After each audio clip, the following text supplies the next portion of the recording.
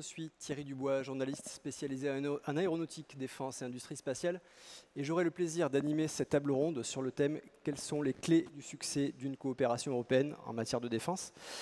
Nous tenons cette table ronde alors que le Bundestag s'apprête à voter le 23 juin sur la poursuite d'une coopération majeure entre l'Allemagne, l'Espagne et la France, le SCAF, le système de combat aérien futur. Règle du jeu, j'ai 3 petits cartons de couleur afin d'indiquer visuellement le temps de parole restant. Vert, la personne qui a la parole peut poursuivre. Orange, elle a été invitée à conclure.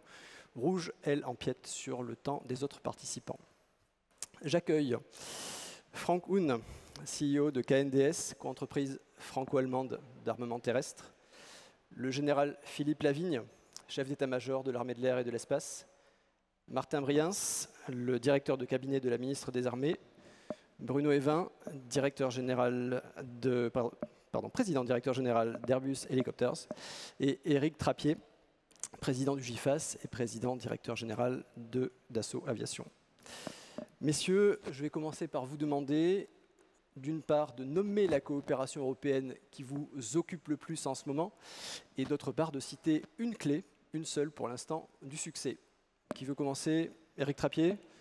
Écoutez, c'est le système de combat aérien du futur, avec en particulier le futur avion de combat qui m'occupe le plus en ce moment, avec nos amis allemands bien sûr, mais aussi nos amis espagnols.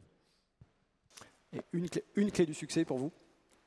Une des clés du succès, comme dans tout travail d'équipe, c'est d'abord les compétences. Il faut être à sa place au bon endroit et être capable d'exercer la responsabilité qui lui a été donnée. Le deuxième, c'est la confiance, puisqu'il faut avoir confiance dans ses partenaires pour être capable d'avancer en équipe. Et la troisième, vous m'en avez demandé une, j'en donne 3, c'est qu'il y ait un chef d'équipe qui arrive à faire avancer l'ensemble de l'équipe. Merci pour votre concision. Bruno Evin? La coopération européenne chez Airbus Hélicoptères, on connaît, puisqu'on est né de cette coopération européenne. Donc c'est notre quotidien, avec les programmes Tigre, hélicoptères d'attaque, avec le programme NH90, hélicoptères de transport. Je dirais que l'enjeu du moment, c'est le Tigre Mark III, l'évolution de standard du Tigre pour prolonger la vie de cet hélicoptère à l'horizon 2050, avec des capacités additionnelles. Je dirais une des clés et un des éléments, c'est la volonté. La volonté à la fois opérationnelle, la volonté politique par rapport à un hélicoptère d'attaque, le Tigre, qui est essentiel pour soutenir les forces en opération. Merci. Martin Briens, une coopération, une clé du succès. Bonjour. Alors bon, évidemment, nous avons toutes sortes de coopérations que nous suivons, puisque c'est un des axes importants de notre politique de défense, c'est de faire en coopération ce qu'on peut faire. Ce n'est pas systématique, mais en fonction évidemment des possibilités. Et assez clairement, celle qui nous occupe beaucoup en ce moment, c'est celle qu'a déjà mentionné Éric Trappier, c'est le système de combat aérien du futur, parce qu'on en est à un stade décisif, y compris dans les prochains jours, puisqu'un accord a été atteint et on a besoin de sa validation à la fois à Berlin, à Paris et à Madrid. Et donc, c'est vraiment ce qui nous occupe au jour le jour. Et c'est normal, parce que quand on voit l'ambition du programme, sa complexité, sa durée, les montants en jeu, les enjeux opérationnels, c'est normal qu'on y consacre un temps fou. Le succès, enfin, la condition du succès, à mon avis, c'est la clarté des responsabilités. C'est un principe qui a été défini par le président de la République et Angela Merkel en juillet, où il y a un leader clairement identifié sur chaque programme. Alors après, la déclinaison, c'est une autre paire de manches et c'est ce qui fait l'objet des négociations. Mais vraiment, cette clarté des responsabilités est un élément clé. On l'a vu dans le passé quand certains programmes ont connu des difficultés et on espère que ça permettra de conduire celui-là avec autant d'efficacité et de sérénité que possible. Je vous remercie. En général. Oui, je ne reviendrai pas sur le système de combat aérien du futur qui nous occupe tous beaucoup en ce moment.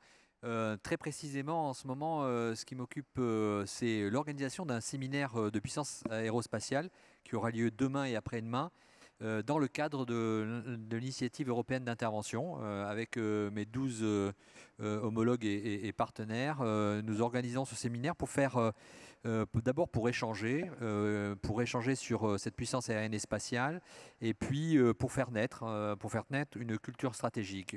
Donc ça, c'est une clé aussi de la coopération, c'est de se comprendre et d'avoir un cadre stratégique dans lequel nous pouvons, eh bien, une clé, c'est agir. Et les armées de l'air européennes agissent beaucoup, de la formation initiale en passant par la préparation opérationnelle, mais évidemment dans l'action. Je pense aux accords transfrontaliers dans le cadre de la posture permanence de sûreté, de la défense aérienne de nos espaces aériens, mais également ce qu'on appelle le plug and fight, le fait que nous puissions participer à Chamal avec des A400M allemands qui ravitaillent des Rafales, que l'on puisse participer avec nos partenaires espagnols et portugais dans l'aéromobilité en BSS.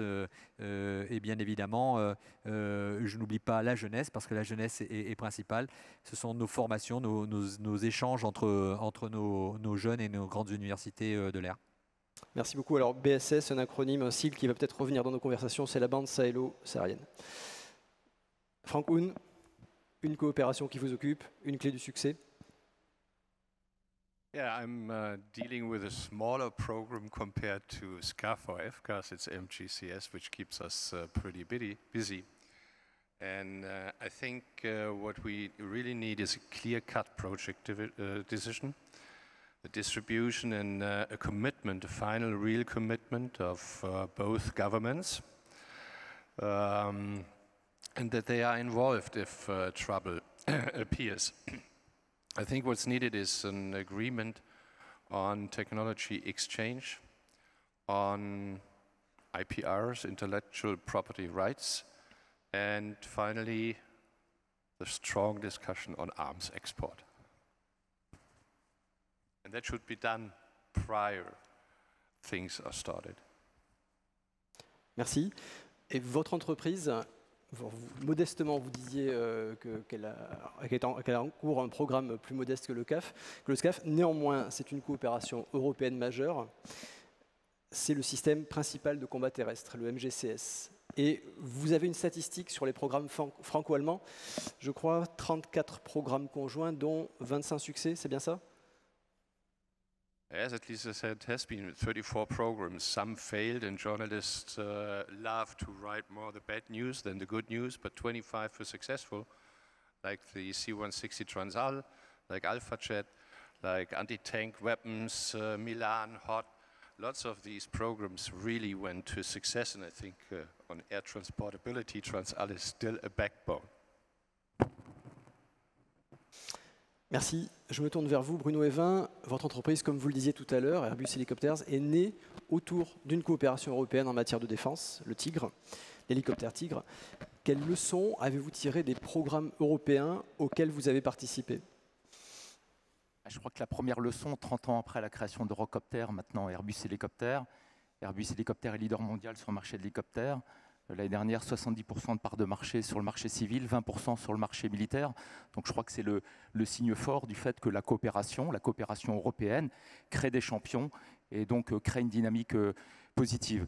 Au-delà de cet enjeu et de cet enjeu industriel qui suppose un alignement stratégique des différents partenaires et des différents acteurs depuis le départ. Je crois que ça, c'est évidemment un élément essentiel. Les enseignements majeurs sont de mon point de vue opérationnels. Je crois qu'il est vraiment essentiel que dès le départ, l'ensemble des utilisateurs soient alignés. Sinon, ça crée la diversité des configurations, ça crée la complexité des programmes avec les difficultés techniques et les coûts associés. Donc, alignement sur le besoin opérationnel. Alignement politique, je crois que tout le monde va le dire aujourd'hui, mais ça me paraît essentiel. On parle de programmes qui durent longtemps, que ce soit en développement, en production et en support. Et donc, pour s'assurer que ces programmes, jusqu'au bout, y compris sous l'angle budgétaire, soient soutenus, il faut un alignement politique fort de l'ensemble des pays.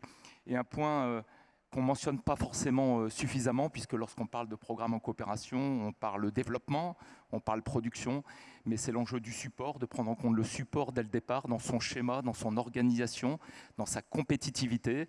Un programme d'armement, c'est 10 ans, 15 ans de développement, moins parfois, c'est 40 ans à 50 ans de service, donc c'est un élément qu'il faut penser dès le départ.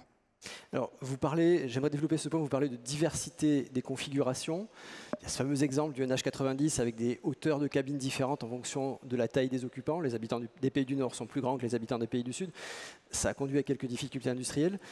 Comment on concilie les besoins légitimement un petit peu différents des pays et les réalités industrielles pour faire avancer le programme. Comment on concilie ça ? J'ai mentionné comme clé du succès la volonté. Je crois que ça suppose la volonté au départ, la volonté y compris de faire des choix, des compromis, des arbitrages. Chaque besoin est justifié, chaque positionnement industriel est justifié. La réalité du succès d'un programme, c'est aussi la simplicité. Et donc c'est quelque part la volonté d'accepter de faire des choix politiques, des choix industriels, des choix opérationnels. C'est pas toujours facile, mais il faut savoir les faire dès le départ parce que sinon, évidemment, c'est un élément de complexité supplémentaire. Merci. Qui veut réagir sur les leçons tirées des programmes militaires jusqu'à aujourd'hui, militaires européens jusqu'à maintenant? En général, peut-être?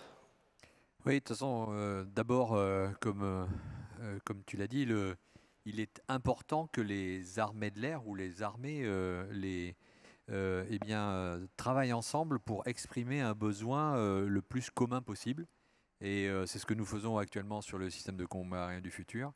Avec des étapes itératives qui permettent de prendre en compte les recherches et développements, de prendre en compte les technologies nouvelles, mais également une menace qui évolue. Donc ça, c'est la première chose. Il faut vraiment se coordonner et avoir une expression du besoin le plus clair possible. Ça ne veut pas dire qu'il soit... lorsqu'on imagine des systèmes qui arriveront en 2040 et plus, eh bien, il faut que il y ait une certaine agilité. Il faut que l'on puisse, comme le Rafale, puisse prendre en compte des adaptations face à la menace. Et la deuxième chose, il est important que nous travaillions ensemble, nous opérions ensemble avec ces systèmes qui arrivent pour partager l'expérience que nous avons, alors non pas sur les différents types d'avions, mais sur les différents types d'opérations sur lesquelles nous allons et ça s'appelle l'interopérabilité tactique. Hein. Il y a le technique et le tactique et on le fait lorsqu'on fait des exercices justement de préparation opérationnelle d'un certain niveau. On le fait lorsqu'on rencontre, je suis en train de mettre en place ce qu'on appelle des user teams, c'est-à-dire que par exemple sur la 400M, le MRTT, bien évidemment le Caracal, eh bien on puisse partager cette expérience au travers d'un forum d'employeurs et pour faire progresser notre interopérabilité et donc notre efficacité.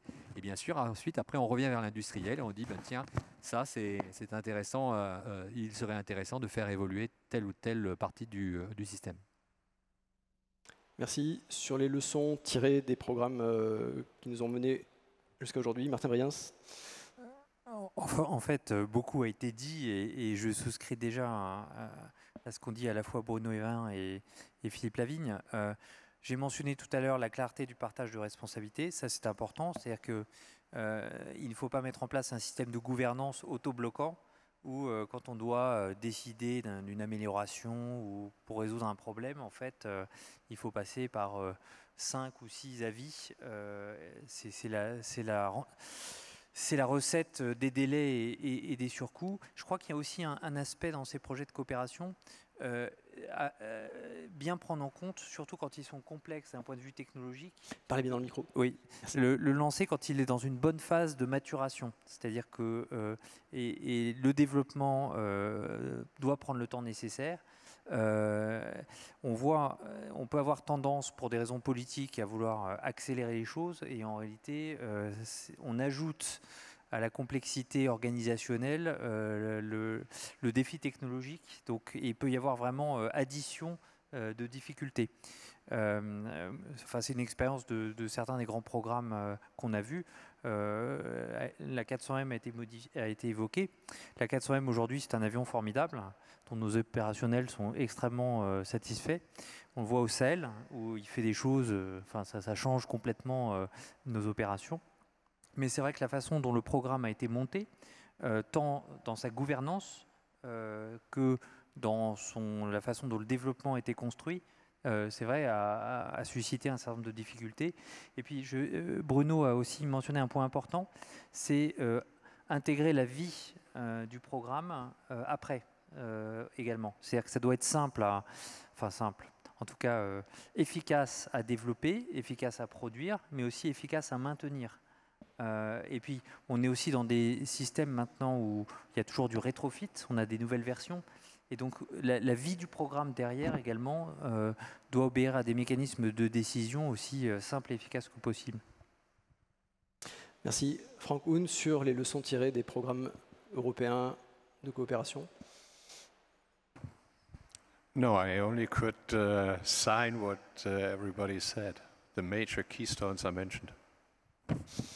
Alors, est-ce qu'on peut développer un petit peu sur l'A400M? Donc, comme vous le disiez, avion réussi du point de vue de l'utilisateur, mais qui a été, j'espère pouvoir utiliser le passé, un cauchemar industriel. Vous, quand même, vous en avez subi les conséquences en termes de retard de livraison, on peut le dire comme ça. Vous avez reçu les avions, vous recevez les avions plus tard qu'espéré il y a 10 ans. Oui, mais c'est pas... D'abord, ce n'est pas forcément par rapport au retard de fabrication qui fait ce décalage. Moi, ce que je voudrais surtout insister, c'est l'équipe que cet avion permet de faire jouer ensemble. Quand on parle de clés de succès d'une coopération, il y a deux choses, outre les capacités, outre les cadres structurants. Je pense qu'il y a d'abord la mise en place d'une organisation qui permet de coopérer. Donc ça, c'est la première chose. Et là, je pense tout de suite au European Air Transport Command, dont l'A400M est la clé de voûte. Rappelez-nous ce que c'est, s'il vous plaît. Alors, c'est un commandement avec 7 pays européens qui, de manière exceptionnelle, nous mettons en commun, les nations mettent en commun leurs appareils de transport, comme la 400M, mais également, bien évidemment, le C160, le C130, mais également l'Airbus Phoenix, le ravitailleur multirôle, pour des missions, que ce soit de transport stratégique ou tactique, que ce soit de ravitaillement en vol, que ce soit d'évacuation sanitaire, par exemple, ou même de largage de parachutistes. Et ces 7 pays-là, il y a un commandement, et lorsqu'on a une mission à faire, lorsque un de ces 7 pays a une mission à faire, eh bien, il se retourne vers ce commandement qui a plus de 10 ans d'existence maintenant. On a fêté les 10 ans l'année dernière. Et ce commandement, eh bien, organise la mission avec un appareil allemand, un appareil italien, un appareil français, un appareil espagnol pour faire la mission. Et ça, c'est vraiment de la coopération. Et d'avoir un A400M en commun entre plusieurs pays, eh bien, ça permet évidemment d'être beaucoup plus efficace et de partager encore plus. Et puis la deuxième chose, c'est qu'à partir d'une organisation comme ce commandement, eh bien, on crée des exercices. Et je pense par exemple à un exercice qui s'appelle l'ITAP, donc c'est un European Tactical Airlift Programme, ou alors même on a l'équivalent pour les ravitaillers en vol. Eh bien, on a la France, au travers de ce groupe aérien européen, eh bien, organise un exercice de niveau européen unique et même mondial, puisque j'ai des Australiens qui viennent ravitailler avec nous et faire cet exercice. J'ai même également des Américains. Eh bien, je mets l'Europe, grâce à cette organisation et à cet exercice, nous construisons notre interopérabilité tactique. Voilà. Donc, grâce à la 400M, on arrive à faire tout ça et je voudrais plutôt mettre ça en avant. Merci. Éric Trappier, voulez-vous réagir? Je pense en particulier au fait que le SCAF, c'est la grande coopération européenne qui suit celle sur la 400M. Vous n'étiez pas sur la 400M, mais est-ce que néanmoins vous en sentez des leçons tirées dans vos travaux aujourd'hui autour du SCAF? Oui, je pense qu'on tire profit des expériences, quelles qu'elles soient, y compris les passées dont vous venez de parler, pour bâtir un nouveau type de coopération. Parce que je pense que dans toute coopération, pour qu'elle soit réussie, il faut aussi aller chercher la performance. La performance, ce qui concerne un avion, la performance de l'avion de combat, car ça va être utilisé par des armes aériennes, par des armées aériennes, et que par conséquent, on ne peut pas concilier les nécessités de la coopération en dégradant des performances opérationnelles. Il faut au contraire que le type de coopération s'adapte à la volonté de faire de la performance opérationnelle. Et Dieu sait que ça évolue vite et qu'il va falloir faire, comme l'a dit le général Lavigne, un avion qui va durer non seulement le temps de se développer, mais de sa vie. Un avion de combat, c'est au moins 40 ans aujourd'hui. Donc, il faut être capable de voir venir ses besoins opérationnels. Donc, ça, c'est le numéro 1. Le point numéro 2, c'est la problématique de la capacité à mettre les budgets en adéquation avec les ambitions. Donc la coopération doit être là pour un petit peu alléger le fardeau. Il ne faut évidemment pas qu'elle l'alourdisse. Donc ça, c'est une conséquence absolument importante. Il ne faut pas que la volonté de coopération conduise à des surcoûts non capables. Alors normalement, on est plusieurs pays, donc on doit pouvoir se partager un peu le fardeau. Mais il faut être sûr que ce point soit bien pris en compte dès le départ dans les organisations, dans les partages de tâches et dans les efficacités. Et sur la problématique budgétaire, nous ne sommes pas les États-Unis d'Amérique, nous ne sommes pas capables d'avoir une demande domestique intérieure de la même manière que nos amis américains qui sont tout de suite dans les milliers d'avions de combat dès qu'ils lancent un programme. Il nous faut donc l'export. Et ce n'est pas les avions qui sont autour qui vont me faire démentir, puisque entre l'Ouragan, le Mystère 4, les Mirage F1 2000 et maintenant le Rafale, il faut réussir à l'exportation. Pour réussir à l'exportation, il faut aussi être capable d'exporter. Il faut donc que les pays qui se lancent dans cette coopération se soient bien mis d'accord sur avec qui on va pouvoir demain coopérer indépendamment d'eux, donc l'exportation capable. Et deuxièmement, il faut être meilleur que les concurrents. Donc il faut, là aussi, j'en reviens à la performance. Je vous remercie. On va développer le point exportation. Les pays partenaires n'ont pas toujours la même sensibilité. Un accord sur le sujet du SCAF a été trouvé et formalisé entre la France et l'Allemagne en 2019. Sur l'exportabilité du SCAF, quid du partenaire espagnol qui est arrivé plus tard? Martin Briens. Alors cet enjeu d'exportation est effectivement crucial, comme l'a dit Eric Trappier. Et oui, c'est un fait, les pays ont des sensibilités différentes. Elles peuvent être soit structurelles, c'est-à-dire que les pays sont plus ou moins enclins à exporter, et aussi conjoncturelles en fonction des gouvernements, des coalitions, et aussi en fonction des situations locales, des crises. On voit bien qu'il y a certaines situations géographiques qui conduisent les opinions à une réticence en matière d'exportation. Donc la question, c'est quand on travaille ensemble sur un programme en coopération, qu'est-ce qu'on peut mettre en place comme mécanisme et comme règles qui permettent, un, de surmonter ces différences culturelles, si je puis dire, et deux, de surmonter les problèmes conjoncturels, c'est-à-dire un changement de coalition ou la dégradation d'une situation dans une région du monde. Et donc, c'est pour ça qu'on a lancé ce travail avec l'Allemagne qui a abouti en 2019, dont le principe avait été annoncé lors du traité d'Aix-la-Chapelle, je crois que c'était début 2019, et l'accord franco-allemand a été adopté en octobre 2019, qui définit un certain nombre de règles, à la fois des principes, comme une règle qu'on appelle le de minimis, c'est-à-dire le contenu minimal qui justifie que le pays qui inclut des composants, par exemple dans un équipement, puisse avoir un droit de regard. Et puis également une méthode de travail quand il y a des problèmes, puisque finalement on peut les résoudre. Et évidemment, vous avez mentionné l'Espagne, donc il nous apparaît tout à fait utile et nécessaire de faire ça également avec l'Espagne.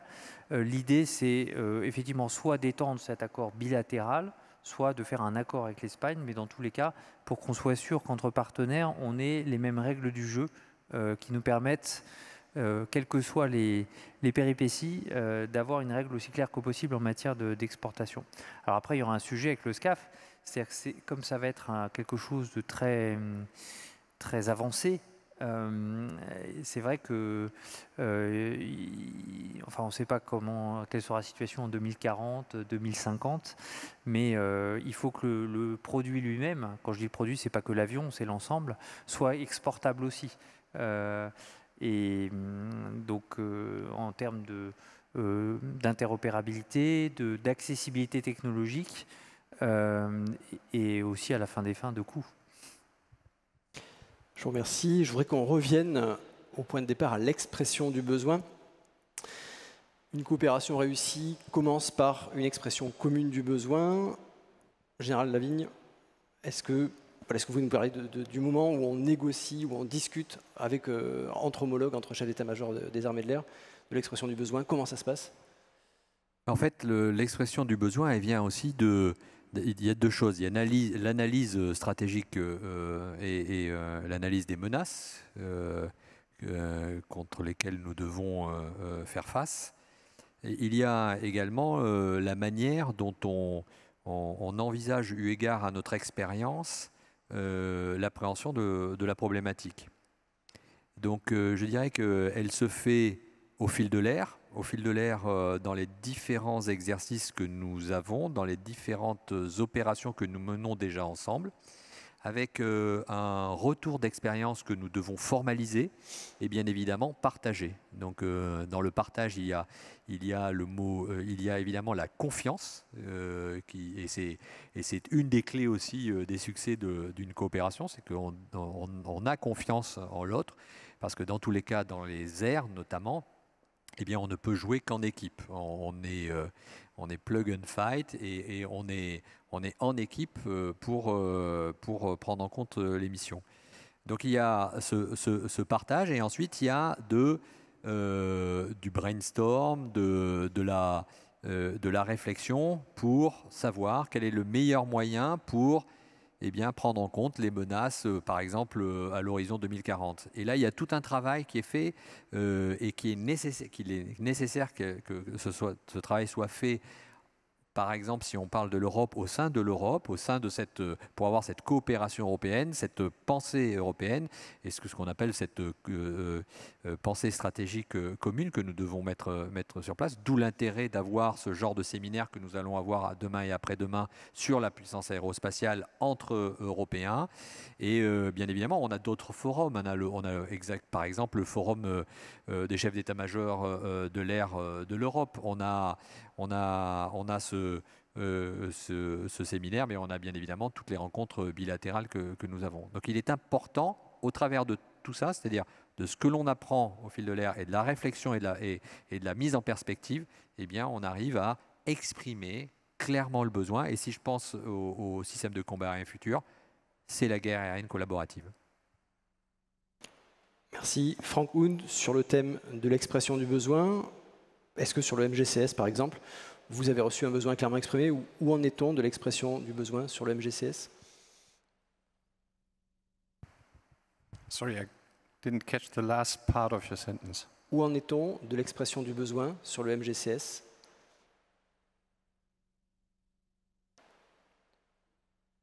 Yeah, first, if you look on MGCS, I just want to step back just for a second. Over the last decades, we are all in multinational theaters. Not a single European is going somewhere. And if you go to theater, you see so many different equipments. On logistics and operations, that's a really mess. And we have seen during the Cold War a pretty strong cooperation on the land side in some areas. For instance, with the main battle tanks, 16 nations were using the same. But after the Cold War, everything spread it up. We have so many different types, and through the extension of Europe, we have 8,000 main battle tanks in Europe. Less than 50% of them have been manufactured and developed in Europe. Less than 50%. Average age, 40 years. So there is a need for more joint and for similar equipment. If we go into the same theater, it's much better if we have the same boots, the same barrels, the same tanks, the same whatever. And I like the expression on the A400M. And I still have a strong look on Transall, which is a really good story over such a long time period. So on MGCS, I think there is a need to replace old equipment. And I think it is a good start to start with 2 nations and not with 5 or 10. Then you end up in 50 years from now. But we need it now. If you talk about this joint tanks in SCAF, it's 2040, main battle tank 2035. What do we do with the old equipment which is still in place? More than 40 years old throughout Europe. And this is less firepower than the Russians had during Cold War when all nations were using just the simple tank, the same tanks, interoperability, training. I think there is a strong need to do more and more joint. And what I don't like to see is the battles going on the requirements, and the battle from the industry, who hardly pushes for their egoistic ideas. I think what we need to get more joint is a much stronger push from the governmental side. And we have differences in France and in Germany. Lots of the defense engineering capabilities moved from the procurement agency into the industry, while here in France, DGA has a tremendous knowledge about how to engineer, design a product. And they could really teach industry how to do it finally. And there is a difference, and the difficulty we have is to bridge it with all the egoistic interests of industry and of, I have to say, armies. Est-il exact de dire que le besoin du MGCS n'est pas encore complètement formalisé? The need is formalized, but not in a level of detail which would give it a push forward. There's still a lack in precising or writing down more accuracy what is really needed, what we are shooting for. And we talk about a tank in 15 years from now. Est-ce qu'il y a une sorte de concurrence entre le programme de coopération? Le système principal de combat terrestre, le MGCS, semble moins retenir l'attention des gouvernements que le SCAF. Le calendrier du MGCS est plus vague que le SCAF. Alors comment faire pour aiguillonner les gouvernements? Comment faire pour les pousser? First of all, as I said at the beginning, for FCAS there is a lot of money available compared to MGCS, which is less. And I have the impression that and I'm a land guy, that air is always more sexy than the bad tanks on the battlefield. I compare air power with Viagra. You know, these blue pills.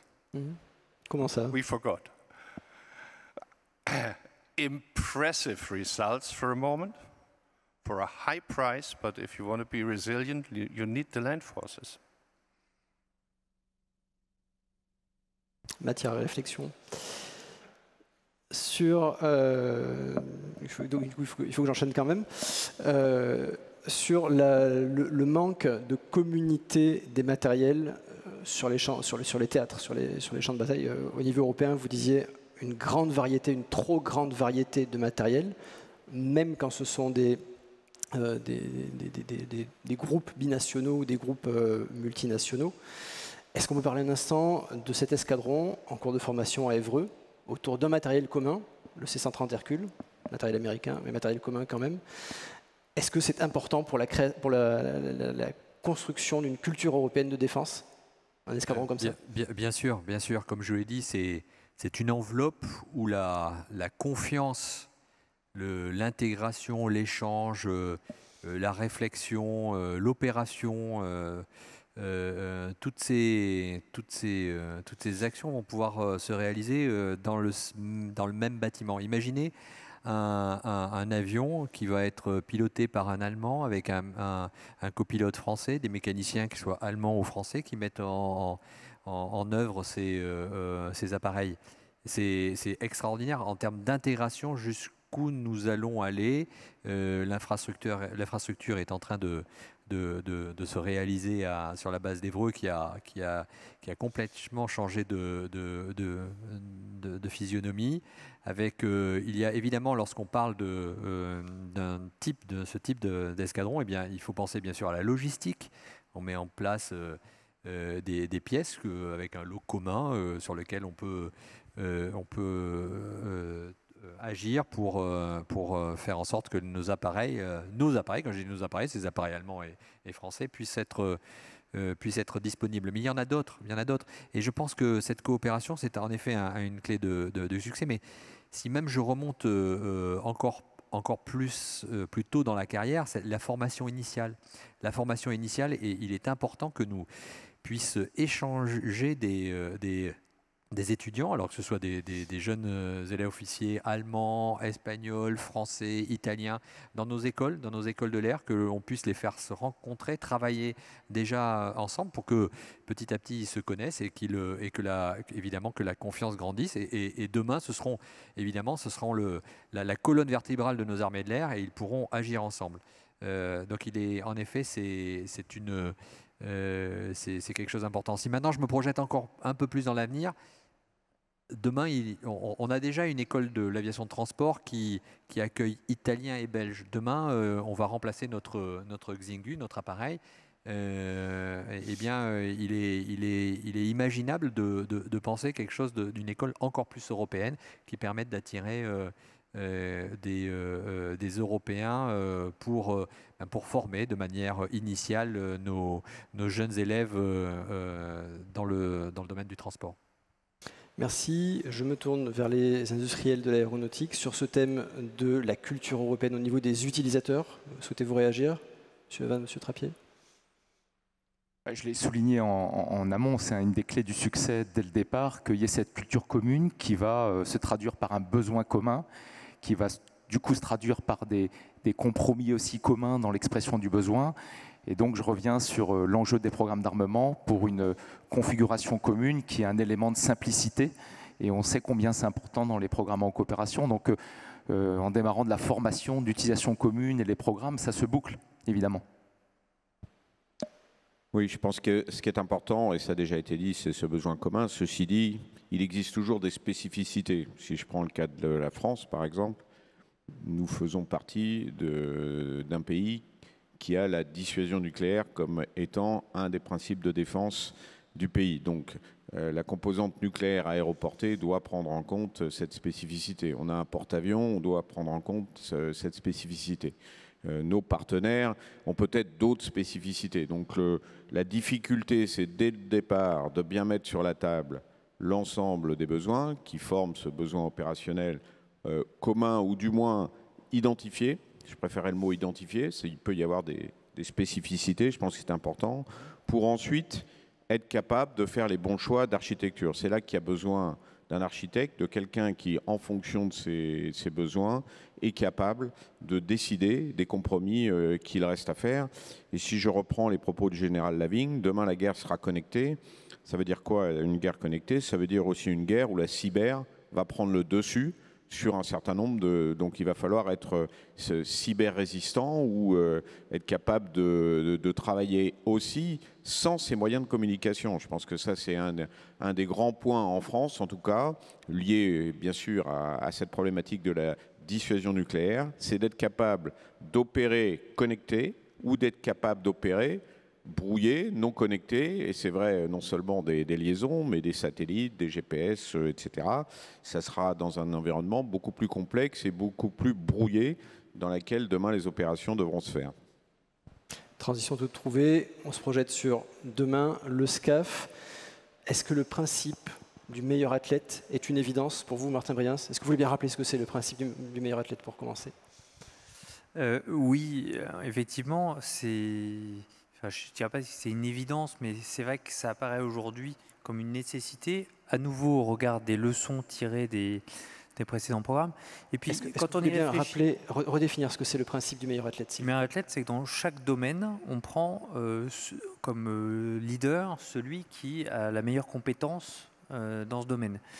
Ce qui ne veut pas dire que ce n'est pas fait en coopération, ça ne veut pas dire qu'il n'y a pas partage du travail de développement, partage a fortiori de la production, mais en tout cas dans la conception, dans l'intégration, dans l'architecture, c'est le mot que Éric Trappier mentionnait, c'est important d'avoir en charge celui qui a montré le plus de compétences. Alors évidemment, ce n'est pas facile à négocier parce que tout le monde s'estime le meilleur dans son domaine, mais c'est néanmoins la clé. Et pourquoi? Parce que ces programmes, c'est des programmes sur une longue durée, c'est des programmes très coûteux, c'est des programmes qui nécessairement connaîtront toutes sortes de péripéties. Et donc, ce principe-là, à condition qu'on puisse le mettre en œuvre efficacement, ça paraît quand même une bonne garantie contre les dérives de coûts, de délais, les sous-performances qui sont sinon le risque de ce type de programme. Entre parenthèses, je crois que les délais, les coûts et les sous-performances, c'est pas juste un problème des programmes en coopération. C'est des programmes tout à fait nationaux qui connaissent les mêmes difficultés. Donc c'est pas une caractéristique de la coopération, mais c'est vrai que la coopération ajoute un défi particulier dans ces domaines-là. Voilà. Donc ce principe du meilleur compétiteur paraît tout à fait sain, et en tout cas c'est celui qu'on veut appliquer dans les grands programmes de coopération qu'on a sur la table en ce moment. Alors sur le principe du meilleur athlète, quand tout le monde se pense le meilleur sur le plan des compétences technologiques, comment on fait pour négocier à plusieurs pays ? Alors, d'abord, on négocie, et c'est bien ça le sujet. La coopération, de toute façon, c'est un compromis. Voilà. Il n'y a jamais au 99-1 ou 80-20. Donc, on sait, quand on s'engage dans ce type de programme en coopération, que oui, il va y avoir beaucoup de négociations. Mais qui dit négociation, dit à nouveau reconnaissance d'abord politique d'un leadership. Et c'est ce qui a été fait en 2017. Au sommet franco-allemand de 2017 qui a lancé ces grands programmes, il y a eu un principe politique clair qui a été posé, c'est que la France serait leader sur le SCAF et l'Allemagne leader sur le MGCS. Donc ça, c'est déjà important. Et ensuite, effectivement, il y a tout un travail qui a pris du temps, qui est complexe, qui, une fois qu'on a dit ça, le SCAF, c'est un avion, ce qu'on appelle les remote carriers, le système de communication, le moteur, enfin bon. Et donc, effectivement, on a passé beaucoup de temps, sujet par sujet, à identifier qui était le plus à même de faire le boulot, et à nouveau, pas faire le boulot seul, simplement être en pilotage. Mais qui dit pilote dit aussi copilote. Et voilà, donc à la fin des fins, il y a un équilibre global. Et je crois qu'aujourd'hui, on y est parvenu. Alors, est-ce que, ça va bien marcher? Bon, on l'espère. 2, la même formule, les mêmes équilibres seront reproduits dans les phases suivantes du programme. On en reparlera le jour venu. Mais en tout cas, aujourd'hui, mais je parle sous le contrôle de ceux qui font, parce que nous, on décide, mais vraiment contrôle de ceux qui font. L'idée, c'est de se mettre vraiment dans la position la meilleure, avec les choses aussi claires que possible, pour que ça avance. Et alors, comment fait-on, alors je me tourne peut-être vers Éric Trappier, comment fait-on pour comprendre qui va être le meilleur sur un sujet donné, puisqu'on se projette à 10, 20, 30 ans. Donc ce sont des technologies sur lesquelles on n'a pas encore d'expérience, ce sont des technologies qui sont plus ou moins mûres. Donc comment devine-t-on, comment estime-t-on qui sera le meilleur? D'abord, toute technologie, même de rupture, se prépare. Donc on voit déjà un certain nombre de domaines dans lesquels on est en étude de recherche et technologie. Et maintenant, il est temps de passer à l'exercice de ces technologies par des démonstrateurs et ensuite faire cette boucle entre le besoin opérationnel, les démonstrateurs qui vont matérialiser un certain nombre de technologies et ensuite les choix dans un programme de dire telle technologie, on prend ce risque, on y va, c'est suffisamment mature pour y aller compte tenu d'eux et on va gagner en performance à la fin, mais sans risquer de mettre à mal le programme. Comment on choisit ça, c'est une question qui ira plutôt vers les experts, vers les experts de l'État. Et d'ailleurs, je pense qu'il est important pour réussir une coopération d'avoir un leader aussi au sein des États. C'est-à-dire qu'il y a le besoin opérationnel commun, ça c'est une chose, mais il faut aussi qu'il y ait ce que j'appelle moi toujours un directeur de programme, pas 3. Si on est 3 à coopérer, il ne faut pas qu'il y ait 3 directeur de programme. Il faut qu'il y en ait un. Là aussi, il faut prendre sûrement le plus compétent, celui qui est admis par les 3, comme étant, c'est toujours un sujet difficile, mais il faut le faire. Si on ne le fait pas, on est sûr du résultat, c'est-à-dire du mauvais résultat.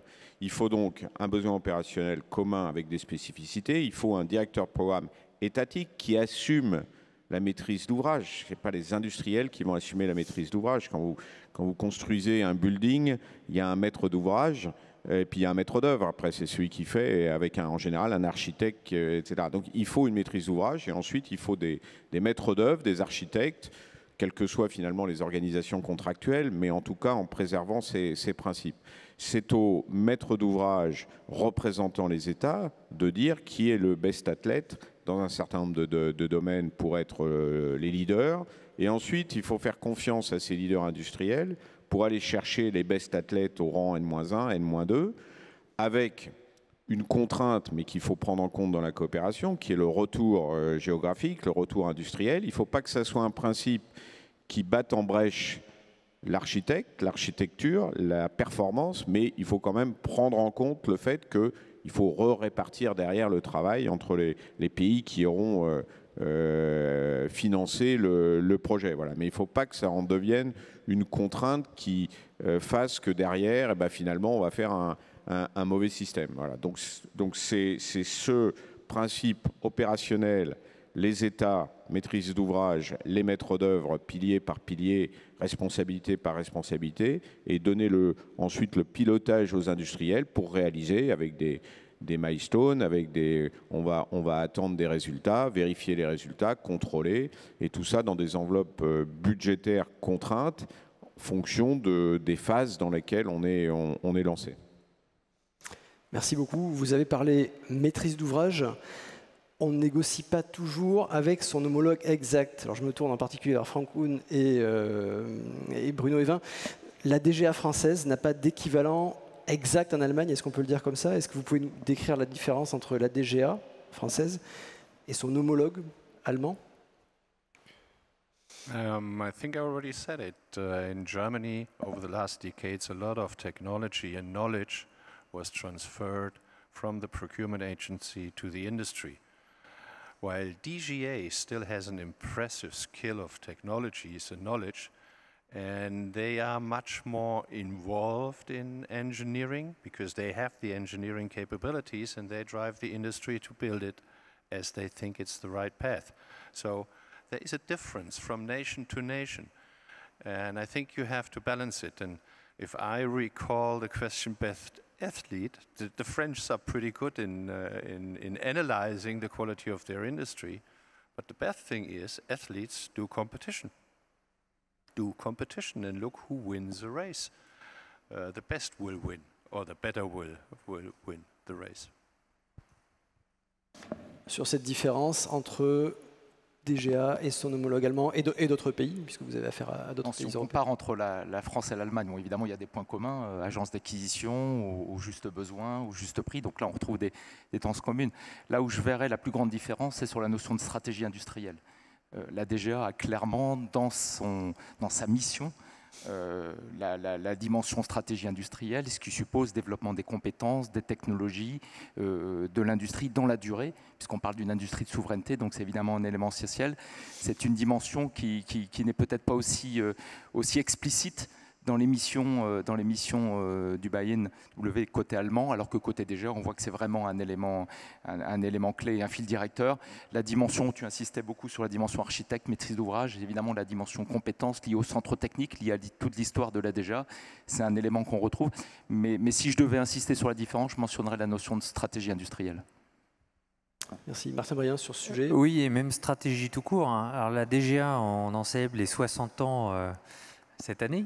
Et c'est vrai que quand on y pense, enfin la naissance de la DGA est à peu près à 3 ans près celle de la dissuasion. Et c'est lié à la dissuasion. C'est-à-dire qu'on conduit des programmes sur des durées absolument hallucinantes. Le sous-marin nucléaire de 3e génération, donc on vient de lancer le programme. Le premier va rentrer dans la marine en 2036 et on sait déjà que le dernier quittera la marine en 2090. C'est absolument vertigineux et ça veut dire qu'il va falloir, sur toute cette durée, gérer les compétences, gérer les approvisionnements, s'assurer que les entreprises concernées ne font pas faillite, ne disparaissent pas, ne sont pas rachetées par des acteurs hostiles. Ça veut dire la maîtrise des technologies, la maîtrise de la mémoire. Quand vous avez un élément important d'un sous-marin nucléaire lanceur d'engins qui tombe après 30 ans, comment on fait pour le réparer si la boîte a disparu, si le concepteur n'est plus là, etc. Donc la DGA non seulement a ce rôle stratégique de conserver ses compétences et ses savoir-faire dans la durée et effectivement s'appuie également sur une stratégie industrielle. Alors aujourd'hui, j'ai envie de dire, il y a une autre dimension qui s'y ajoute, c'est cette notion d'autonomie stratégique européenne, où finalement, on voit bien, et c'est une des leçons de la crise Covid, mais pas seulement, il est extrêmement important aujourd'hui, pour des raisons de sécurité d'approvisionnement, de non seulement défendre, mais promouvoir l'industrie. Alors évidemment, dans le secteur de la défense, c'est assez clair, mais également maintenant dans d'autres domaines aussi. Donc j'ai envie de dire, c'est intéressant de voir à quel point cette notion de stratégie industrielle qui a été présente dans les années 70, enfin 60, 70, au début des années 80, ensuite a un peu disparu et aujourd'hui revient, y compris d'ailleurs dans le domaine civil. Voilà. Donc voilà, c'est vrai que c'est une caractéristique française, mais en tout cas pour nous, ça nous aide à gérer le long terme. Voilà. Merci. On parle de long terme. Et pourtant, les armées ont aussi besoin de développement rapide pour répondre à certains besoins. En général, est-ce que vous pouvez nous parler de cette agilité qui est requise dans de nombreux cas? Est-ce que c'est compatible avec une coopération? Oui, c'est tout à fait d'abord nécessaire. Il n'y a absolument pas d'opposition. Il y a une belle complémentarité entre des développements dont on vient de parler, d'une certaine profondeur temporelle, mais il est nécessaire de manière agile de développer des capacités, notamment celles liées au numérique, où il faut faire appel, comme le font d'ailleurs les Américains dans leur programme Kessel Run, faire appel à des équipes de développeurs, des équipes avec des opérateurs, pour pouvoir de manière très rapide développer notamment des capacités liées au numérique. Il y a un domaine que nous n'avons pas parlé et qui, à mon avis, est très agile, et évidemment, c'est l'espace. Et je sais qu'il nous reste peu de temps. Je voudrais juste aborder ce sujet-là. Dans l'espace, la coopération européenne est huge. C'est-à-dire qu'elle est importante. Elle est importante tant en termes bien évidemment de capacité, et depuis très longtemps, hein, dans le domaine de l'observation, grâce à des bases industrielles très importantes en Allemagne, en Italie, en France par exemple. Et c'est un peu à l'image de ce que l'on fait dans l'espace aérien. Il faut savoir détecter, identifier et agir. Eh bien, dans l'espace exo-atmosphérique, c'est pareil, détecter, identifier, agir. Et donc, il est nécessaire aussi d'avoir des organisations qui permettent de réfléchir ensemble, de parler par exemple des règles de bonne conduite. Il est urgent de traiter cette problématique-là, donc, et il est important de pouvoir en parler entre Européens. Bien évidemment d'en parler avec nos alliés américains et canadiens notamment. Il est important de développer des nouveaux systèmes. On parle de constellations, on parle de lancement réactif, on parle de satellites multirôles. Donc ça, excusez-moi, ça peut se faire en coopération? Ça peut évidemment se faire en coopération, ça doit se faire en coopération. Il y a bien évidemment avec une grande confiance et des échanges normés en termes de renseignements, mais il y a aussi un besoin de s'entraîner ensemble. Et je pense par exemple, on a fait le premier exercice français qui s'appelle Astérix. On a d'ailleurs travaillé avec nos partenaires allemands, et demain, quand je dis demain, en 2022, on aura un exercice européen spatial qui sera programmé par le commandement de l'espace. Donc ça c'est important. Et puis il y a même les jeunes à mettre ensemble. Et très prochainement, en cours, actuellement, il y a un hackathon qui s'appelle Defin Space, et qui met en relation des jeunes civils et militaires, des jeunes ingénieurs, et dont la finale aura lieu le 9 juillet à Station F. Et demain, ce sera européen. Donc voilà, même depuis le départ, on a besoin de coopérer dans ce domaine-là, et on arrivera à le faire, et de manière très agile. On vient d'effleurer le thème de la souveraineté européenne, l'autonomie stratégique.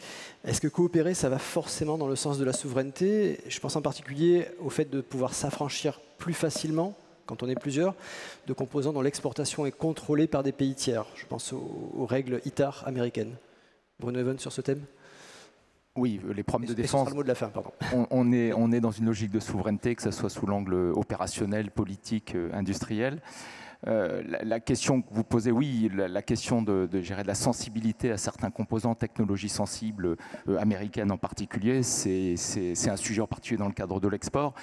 On parle de coopération européenne, donc c'est nécessairement un levier en donnant l'ouverture à un accès finalement à plus de compétences, plus de technologies, et puis sous l'angle budgétaire, financier, une assise financière qui peut donner lieu à développer des compétences qui n'existent pas aujourd'hui au niveau européen. On pense dans le cadre de l'électronique, on parle dans le cadre du digital, on parle du cloud. C'est un certain nombre d'éléments qui aujourd'hui n'existent pas. À l'échelle nationale, on aurait peu de chances, pas forcément uniquement sous l'angle compétences, mais sous l'angle budgétaire. En raisonnant l'échelon européen, oui, je pense qu'on a un vrai axe. Oui, je pense que c'est un point important. Il faut absolument avoir la fiabilité de l'ensemble des partenaires qui coopèrent.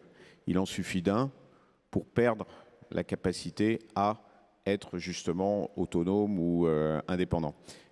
Si vous prenez quand même, il faut remettre ça sur l'échelle mondiale, nos amis américains, qui sont nos partenaires par ailleurs, ils ont une logique globale. La logique globale, elle est effectivement de pouvoir vendre des avions, développer des avions pour leurs propres forces armées et imposer des règles, y compris à certains de nos futurs partenaires européens. Donc il est très important que ça soit un élément clé du départ d'un programme. Merci à tous pour votre participation. On en reste là. Merci de nous avoir suivis. Restez avec nous sur le Paria Forum en direct du Musée de l'Air et de l'Espace au Bourget.